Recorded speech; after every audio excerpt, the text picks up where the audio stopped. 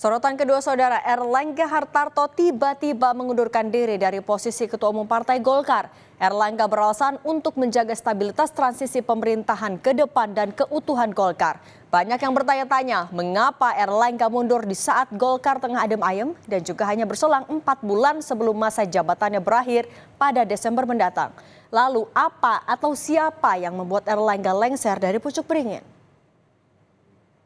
Saya Erlangga Hartarto. Setelah mempertimbangkan dan untuk menjaga keutuhan Partai Golkar dalam rangka memastikan stabilitas transisi pemerintahan yang akan terjadi dalam waktu dekat, maka dengan mengucapkan Bismillahirrohmanirrohim serta atas petunjuk Tuhan Yang Maha Besar, maka dengan ini saya menyatakan pengunduran diri sebagai Ketua Umum DPP Partai Golkar. Pernyataan dari Erlangga tadi menggegerkan panggung politik. Erlangga bilang pengunduran dirinya sebagai Ketua Umum DPP Partai Golkar berlaku sejak 10 Agustus 2024. Dalam video berdurasi 6 menit itu, Erlangga juga menyampaikan keberhasilan Golkar dalam pemilu legislatif dan Pilpres 2024 di bawah kepemimpinannya. Publik dibuat bingung, apa yang memicu Erlangga meninggalkan kursi Ketua Umum? Kenapa sekarang? Padahal hanya kurang 4 bulan lagi masa kepemimpinannya di partai berlambang beringin usai.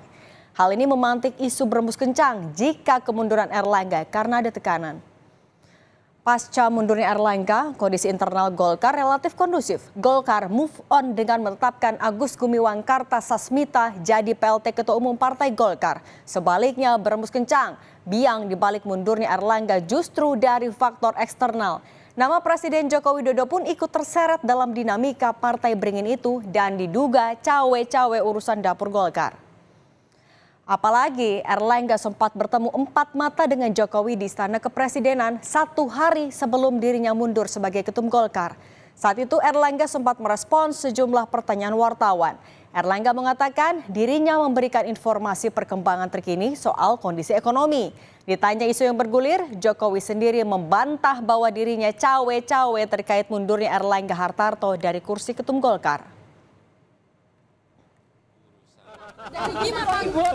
Urusan internal partai. Di partai itu ada proses, ada mekanisme. Silahkan ditanyakan kepada Golkar, kepada Pak Erlangga. Ini di sini juga ada Golkar, Pak Dito, tanyakan. Jangan saya mencampuri internal partai. Nggak bisa. Penilaian orang ketika mengaitkan Bapak misalnya mendesak Pak Erlangga untuk keluar, ada cawe-cawe itu Golkar, Bapak bantah ya Pak ya? Bapak seperti apa? Tidak ada. Mantan Menko Polhukam Mahfud MD turut mengomentari pengunduran diri mendadak Erlangga Hartarto sebagai Ketum Partai Golkar. Mahfud menyebut teka-teki penyebab mundurnya Erlangga akan terjawab saat Munaslup Partai Golkar. Mahfud menyatakan ada 3 hal yang jadi kemungkinan mundurnya Erlangga. Mulai dari intervensi Presiden Joko Widodo, orang yang mengatasnamakan Joko Widodo, hingga konflik internal di tubuh Partai Golkar. Sudah jawab, saya tidak tahu apakah itu intervensi dari Pak Jokowi atau itu sebenarnya ada orang-orang nakal mengatasnamakan Pak Jokowi atau memang ada konflik internal karena politik itu kepentingan. Nah itu semua akan terjawab dari 3 alternatif itu.